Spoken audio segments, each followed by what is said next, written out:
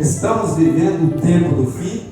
Estamos verdadeiramente vivendo os últimos dias da humanidade, antes que Deus venha intervir nesse caos que o mundo se tornou? Eu queria perguntar a vocês se vocês têm no coração ciência que nós estamos vivendo os últimos dias. Quem acredita que nós estamos vivendo os últimos dias? Levante sua mão. Sabia que nós estamos vivendo os últimos dias desde o dia de Pentecostes? De lá para cá começaram a se contar os últimos dias, porque Pedro, quando estava pregando ali em Atos, no capítulo 2, aqueles que estavam ali reunidos no dia de Pentecostes, cada um falava um dialeto diferente.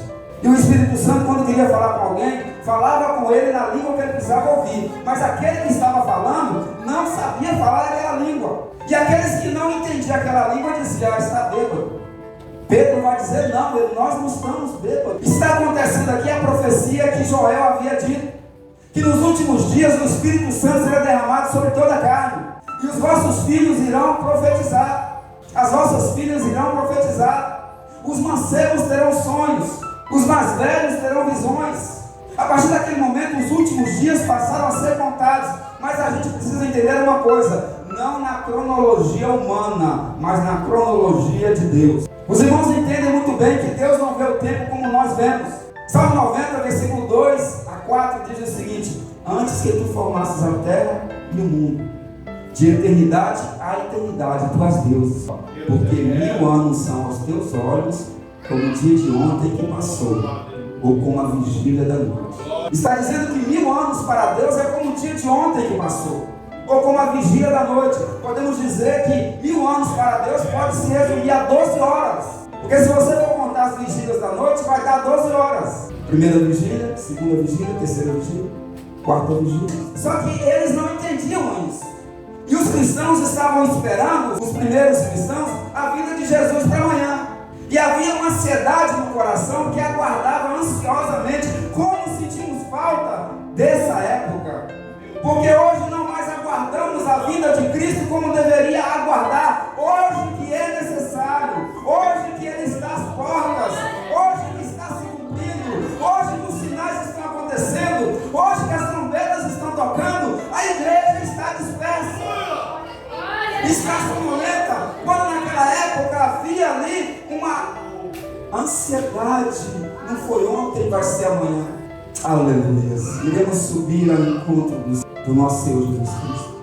E eles viviam aquela ansiedade, aquela espera, a tal ponto que Pedro vai precisar dar uma palavra para eles. Lá em 2 Pedro capítulo 3, versículo 8 e 9.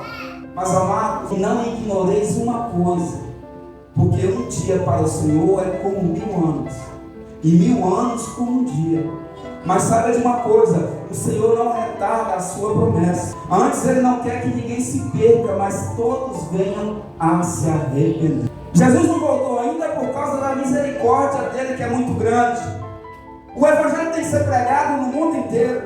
Mas nós entendemos que estamos vivendo os últimos dias da humanidade. Por quê?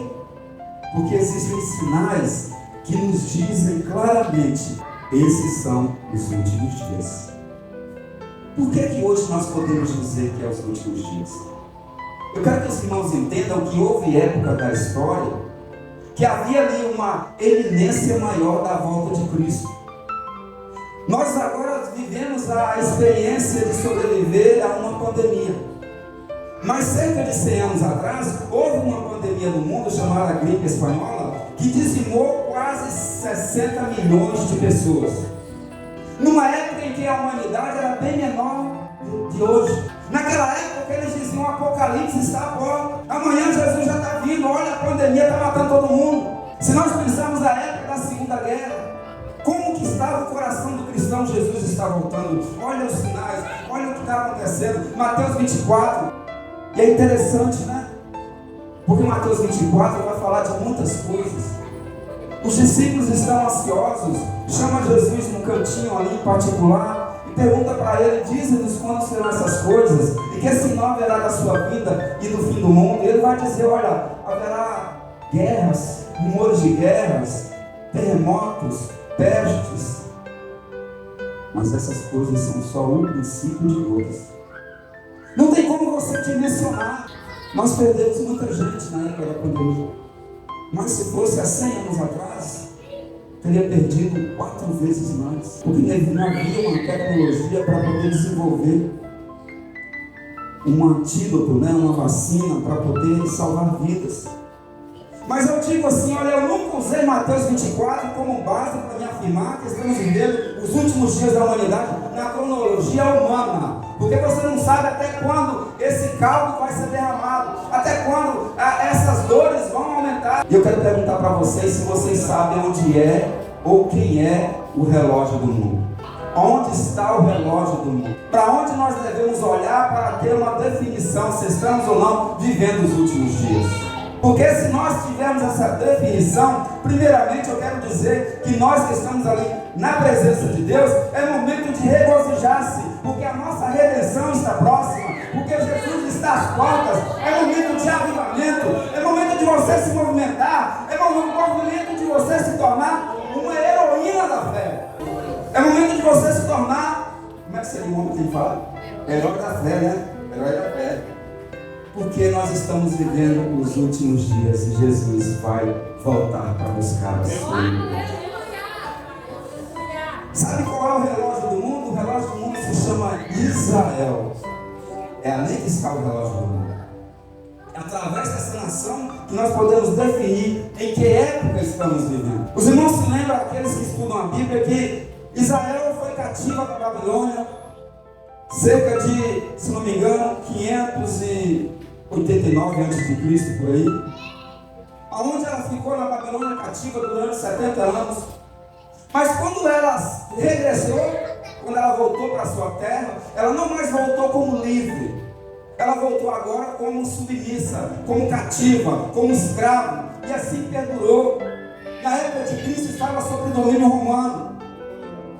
E é interessante que quando Jesus está lá em Mateus capítulo 24, os discípulos ficam ali querendo mostrar para ele esse túmulo do templo. E ele vai dizer, não vedes tudo isso aqui? Em verdade vos digo que não ficará de pedra sobre pedra que não seja derribada. 70 anos depois de Cristo, o templo que os discípulos estavam ali admirando, não ficou uma pedra em cima da outra. Porque havia ouro entre as pedras. E como o fogo derrete o ouro, as pedras caíram, saltaram uma da outra. Não ficou uma pedra, literalmente a profecia se cumpriu. Não ficou uma pedra em cima da outra. Não ficará pedra sobre pedra que não seja derrubada. Mas interessante que a partir dali, o povo judeu, eles foram dispersos no mundo afora. O general Tito sitiou Jerusalém, ficou lá 3 anos. Eles chegaram a um ponto que eles tinham que comer pombos. E naquele momento, quando Tito invadiu Israel, eles foram dispersos no mundo afora. Agora não mais na terra natal, agora vagabundos no mundo afora. Mas há uma profecia, foi proferida por Jeremias, também por tantos outros, como até mesmo Moisés, que diz o seguinte, Jeremias capítulo 29, versículo 14. Falando de Israel, serei achado de vós, diz o Senhor, e farei voltar os vossos cativos, e congregar-vos-ei de todas as nações, e de todos os lugares para onde vos lancei, e farei tornar a terra de onde vos transportei. Israel voltou para sua terra natal no ano de 1948. Voltou para sua terra natal no ano de 1948.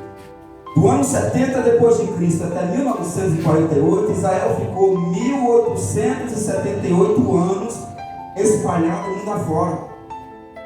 Agora, em 1948, a profecia de Jeremias também, de Moisés, que falou também sobre esse assunto, olha, e serei achado de vós, e farei voltar os vossos castigos, e congregar-vos-ei de todas as nações para onde vos lancei.